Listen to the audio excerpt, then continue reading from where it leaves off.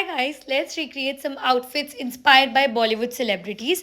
First, I saw this look actually 2 days back by Kiara Advani. It's such a beautiful look. It's actually a black bodycon dress with rhinestone or any other earrings. Honestly, they add a lot to the look. Next look is this one by Kareena Kapoor. I really love this look. It's casual yet it's perfect for every single occasion. Just pair your darted wide leg jeans with a striped shirt and you're good to go. I feel like striped shirt is the new trend these days, and trust me, if Bebo is wearing it, it's definitely a trend. Next is this one by Kajol. Now, this is a very beautiful look that she was actually wearing to one of her OTT promotions, and it looks so beautiful. It's more so like a sheer sleeves bodycon dress, such a beautiful one, right? And at the same time, I really like this look. It's different yet it's so basic.